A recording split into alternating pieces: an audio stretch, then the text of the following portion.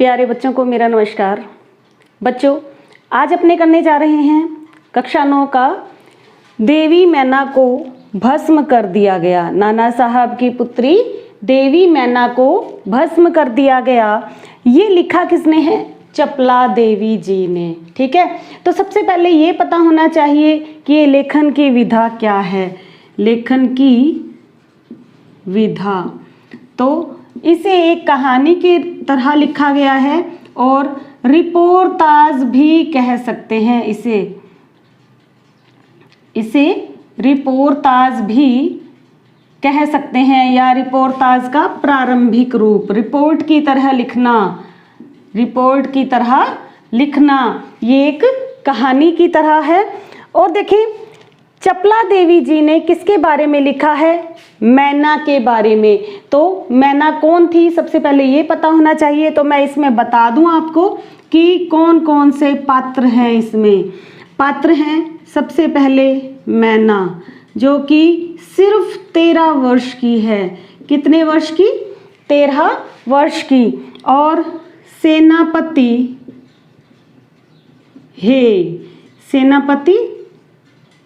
हे, ये नाम है भाई, सेनापति हे इसका नाम है। और ये सेनापति थे अंग्रेजों के। और जनरल आउटरम कौन थे? जनरल आउटरम ये थे प्रधान सेनापति। कौन थे? प्रधान सेनापति। और सेनापति हे की बेटी थी, सेनापति हे की बेटी मैरी। कौन थी? मैरी। ये थी सेनापति हे की बेटी, जिसकी की मृत्यु हो चुकी है। इसमें दिखाया नहीं है, केवल जिक्र आया है इसका, इसीलिए मैं आपको इसमें बता रही हूँ। ठीक है। और उस वक्त गवर्नर जनरल लॉर्ड कैनिंग, ये भी, इनका भी कोई संवाद नहीं है, लेकिन इन्होंने जो पत्र भेजा था उसके बारे में, जो उन्होंने पत्र भेजा था उसमें उनका नाम था कि ये पत्र किसने भेजा है? लॉर्ड कैनिंग ने। तो बातें किस किस के बीच में होती है? मैना, सेनापति हे और जनरल आउटरम। ठीक है। आप देखें, इसमें बताया गया है कि नाना साहब की पुत्री देवी मैना को सिर्फ मात्र 13 वर्ष की ऐसी बालिका जो कि शहीद हो गई उसी महल में, जिस महल में ये अपने पिता के महल में ये रहती थी। मैना जो कि नाना धूंधू पंत की बेटी थी। कौन थी ये? नाना धूंधू पंत, नाना साहब की बेटी थी। उनका नाम धूंधू पंत था। ये नाना साहब की बेटी थी। और ये नन्ही बालिका, जिसे अंग्रेजों ने जलाकर मार डाला, और इसने मात्र 13 वर्ष की उम्र में देश के लिए बलिदान दिया। तो देखें, अंग्रेजों ने इसे क्यों मार डाला, ये जानने के लिए अपन देखेंगे। मैना जो थी वो किसकी पुत्री थी? नाना साहब की पुत्री थी। ये नाना साहब जो थे कानपुर के विद्रोही नेता थे। कौन थे ये? कानपुर के विद्रोही नेता। कब? 1857 की क्रांति में। 1857 की क्रांति के ये क्रांतिकारी थे। जब कानपुर में इनका विद्रोह असफल हो गया, कानपुर में इनका विद्रोह जो है वो असफल हो गया, और ये इनका महल कहाँ था? कानपुर के बिठूर में ही था। महल इनका कानपुर के बिठूर में ही था। ठीक है।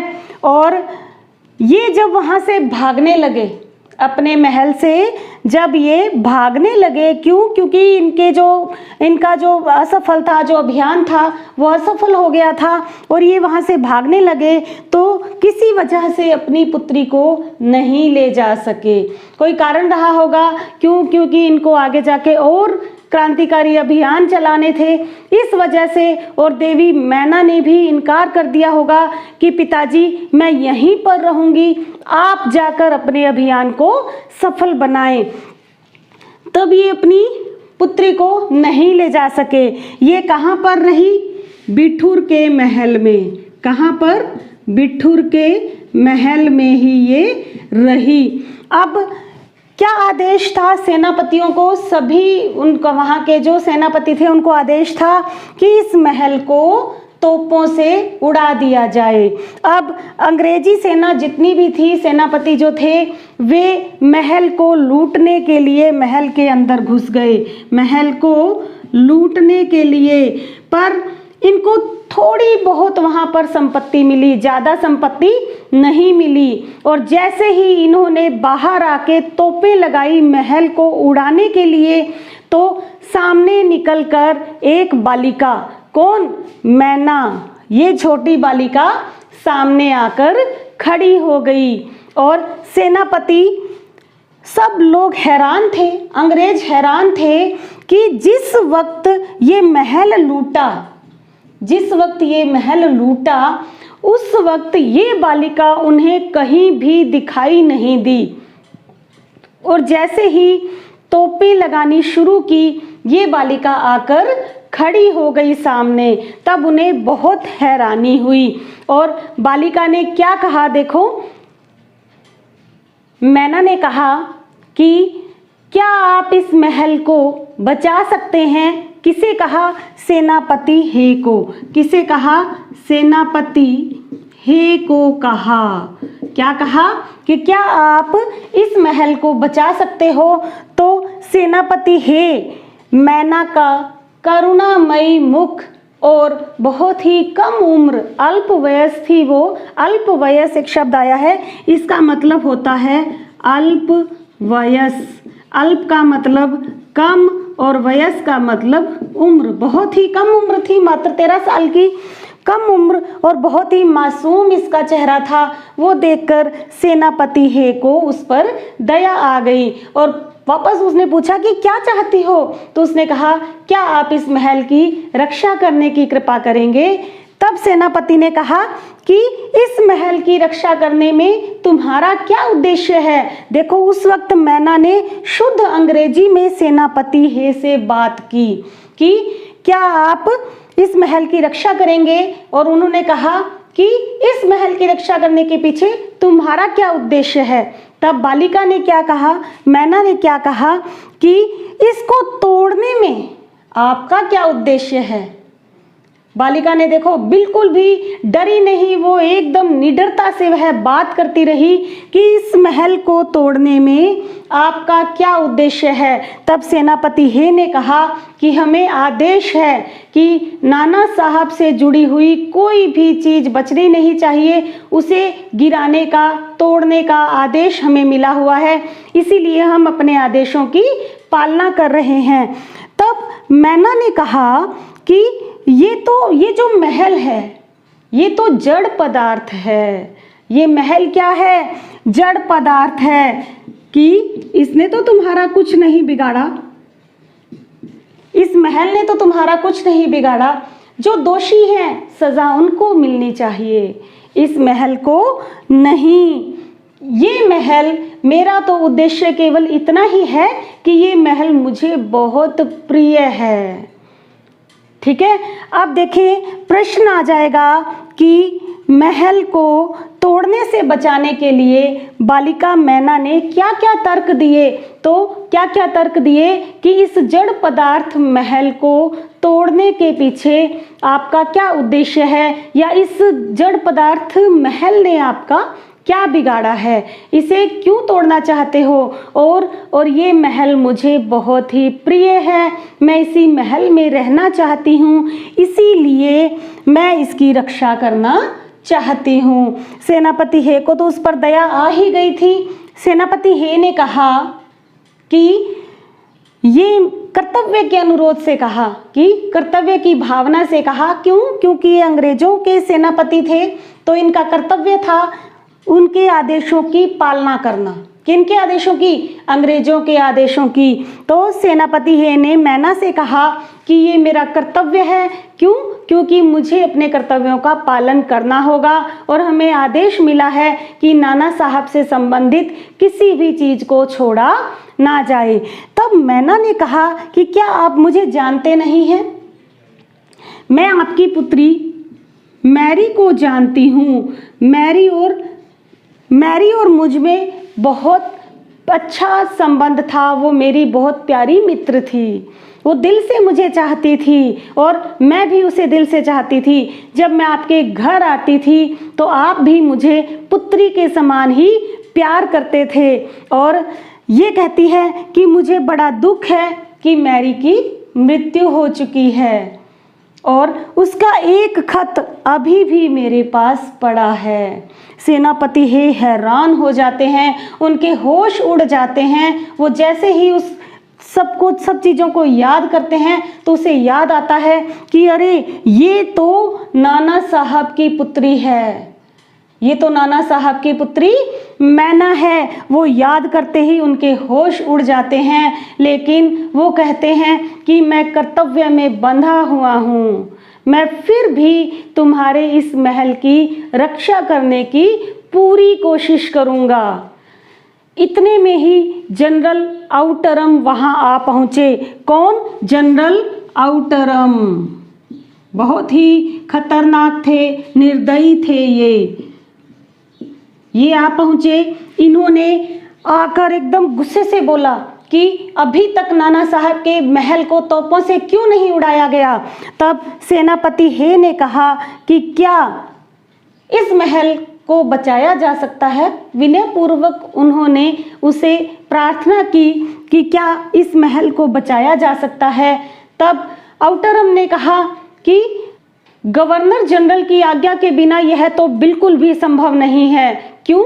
क्योंकि अंग्रेजों का नाना साहब पर बहुत ज़्यादा क्रोध है, इन पर उनको बहुत क्रोध है। और जब कानपुर में अंग्रेजों का हत्याकांड हुआ था, इसी वजह से अंग्रेज जो है वो नाना साहब को मारना चाहते थे और नाना साहब के वंश और उनके महल किसी को भी छोड़ने की उन्हें आज्ञा नहीं थी, किसी को भी छोड़ने की आज्ञा नहीं थी कि किसी को भी जो भी मिले, चाहे इनका कोई सगा संबंधी हो या फिर इनका कोई महल हो, चाहे इनका घर हो, चाहे कुछ भी हो, सभी तुरंत उड़ा दिए जाएं। तब उन्होंने कहा कि क्या हम उनसे आज्ञा ले सकते हैं, क्या एक तार भेजकर मैं उनसे आज्ञा मांग सकता हूं। तो इन्होंने लॉर्ड कैनिंग को तार भेजा। उस वक्त तार भेजा जाता था, तार से अपना जो भी लिखकर भेजा जाता था कि वे रक्षा करना चाहते हैं किसकी? मैना की और उनके महल की। तो जनरल आउटरम ने कहा कि आप ऐसा क्यों चाहते हैं? हमें आदेश है कि उनके महल और उनके जो भी वंश में है उसे छोड़ना नहीं है। सेनापति हे जो है वो मन ही मन में दुखी हुए और वहाँ से चले गए। लेकिन बाकी सैनिक वापस महल के अंदर गए, वापस महल के अंदर गए। किसको खोजने के लिए? मैना को खोजने के लिए। लेकिन आश्चर्य, वहाँ मैना नहीं मिली। उन्होंने पूरा महल खोज डाला परंतु मैना कहीं भी दिखाई नहीं दी। वो सब बाहर आ गए और जनरल कैनिंग का तार वापस आया, पत्र वापस आया। उसमें लिखा हुआ था कि नाना साहब से संबंधित किसी भी चीज़ को छोड़ा नहीं जाए, जो भी मिले उसे तुरंत मार गिराया जाए और उनके महलों को भी तोपों से उड़ा दिया जाए।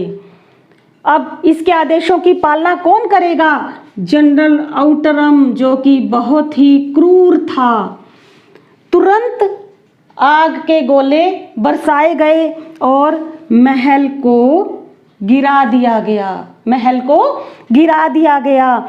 घंटे भर में ही यह महल मिट्टी में मिला दिया गया और लंदन के टाइम्स पत्रिका में, लंदन की टाइम्स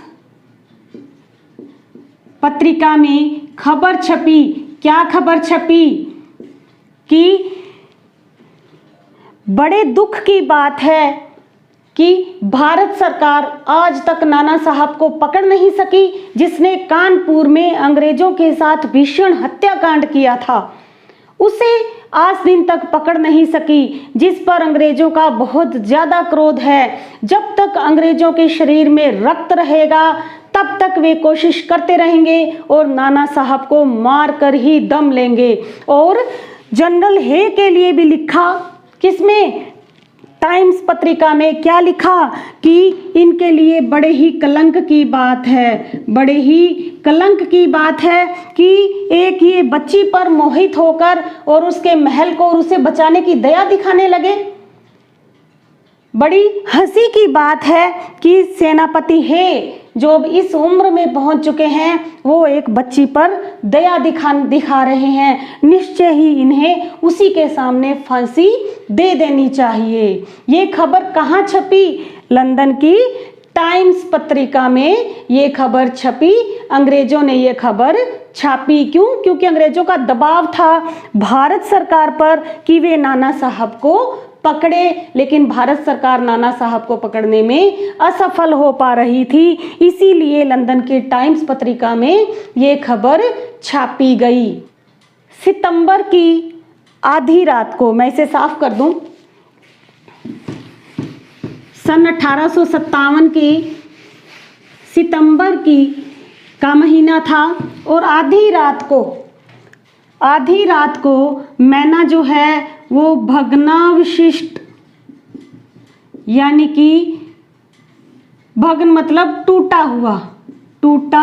हुआ, अवशिष्ट मतलब जो शेष रह गया। ठीक है, टूटा हुआ जो शेष बचा हुआ था, जो राख थी महल की, उसके पास बैठी हुई मैना रो रही थी। उसके पास बैठी हुई मैना रो रही थी। उसके पास ही क्या थी? सैनिक छावनी थी। जैसे ही सैनिकों को किसी के रोने की आवाज़ आई, वे वहाँ से महल के पास पहुँचे। इन्होंने देखा कि एक बालिका बैठी महल के राख पर बैठी हुई रो रही थी। वहाँ के सैनिक बहुत हैरान हुए कि तोप के गोले भी बरसाए, उसमें भी यह खत्म नहीं हुई, तो ये कहाँ छिपी हुई थी? ये आश्चर्य की बात थी कि ये कहाँ छिपी हुई थी। और अब ये बैठी यहाँ पर रो रही थी आधी रात को। लेकिन इतने में ही कौन आ गया? वो क्रूर पाषाण हृदय, कौन? पत्थर दिल आउटरम वहां पर आ पहुंचा। उसने आते ही किसको पहचान लिया? मैना को पहचान लिया कि ये तो नाना साहब की बेटी मैना है, इसे तुरंत गिरफ्तार करना चाहिए, इसे तुरंत हथकड़ियां पहनाना चाहिए। लेकिन मैना जरा भी नहीं डरी। उसने कहा कि मुझे थोड़ा सा समय दीजिए, मैं अपने महल के पास बैठकर जी भरकर रोना चाहती हूँ। लेकिन क्या आउटरम के दिल में दया भावना जगी? नहीं, इसके मन में बिल्कुल दया भावना नहीं जगी। और ये मैना को हथकड़ी पहनाकर इसे कहाँ कैद कर दिया गया? कानपुर के किले में कैद कर दिया गया। और अगले दिन सुबह बाखर पत्रिका में, कौन सी पत्रिका में? याद रखना, बाखर पत्रिका में छपा कि कल कानपुर के किले में भीषण हत्याकांड के दौरान देवी मैना को जलाकर भस्म कर दिया गया। देवी मैना को जलाकर भस्म कर दिया गया। धधकती हुई आग में वह सरल और सहज मूर्ति एक देवी के समान प्रतीत हो रही थी, जिसे देखकर सबने उसे प्रणाम किया। सबने उसे देवी समझकर प्रणाम किया। तो इस तरह से देखें कि किस तरह से देवी मैना को जलाकर भस्म कर दिया गया। नाना साहब के किसी भी चीज को छोड़ा नहीं गया। तो ये थी देवी मैना की कहानी, जो मात्र 13 वर्ष की उम्र में इस देश की रक्षा करने के लिए शहीद हो गई। उसने अपना बलिदान दे दिया। अब इसमें प्रश्न देखें कौन कौन से बनेंगे। एक प्रश्न तो मैंने आपको बताया ही था कि महल को बचाने के लिए उसने क्या क्या तर्क दिए। दूसरा प्रश्न देखो, सर टॉमस हे, जो टॉमस हे थे, उसके मैना के प्रति दया भाव के कारण क्या थे। ये प्रश्न बन सकता है ना कि मैना के प्रति ये दया भाव क्यों जगाना चाहते थे, कौन सेनापति है। तो आप लिख सकते हो अच्छी तरह से कि ये सेनापति है की पुत्री मैरी की मित्र थी, और सेनापति है मैना को पुत्री के समान ही समझते थे। इसीलिए सेनापति है को उसकी छोटी उम्र और करुणामयी मुख देखकर उस पर दया आ गई थी। अगला क्वेश्चन देखें कौन सा बन सकता है। मैना जो है उस प्रासाद पर बैठकर जी भरकर क्यों रोना चाहती थी। प्रासाद, प्रासाद का मतलब होता है महल। प्रासाद का मतलब क्या होता है, महल। देखो प्रसाद एक तो होता है प्रसाद, एक होता है प्रासाद। प्रसाद का मतलब होता है ईश्वर कृपा, ईश्वर की कृपा से अपने को जो मिलता है। और प्रासाद का मतलब होता है महल। वो जी भरकर क्यों रोना चाहती थी, क्योंकि वो महल उसे बहुत ज़्यादा प्रिय था। इसलिए वह अपने दिल की हर भड़ास को निकाल देना चाहती थी। उस महल के पास बैठकर जी भरकर रोकर अपने दिल की हर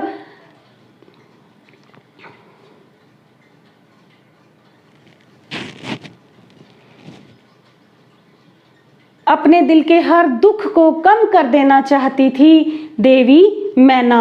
और एक क्वेश्चन और बन सकता है कि मैना के चरित्र की विशेषताएं, मैना के चरित्र की विशेषताएं बताइए।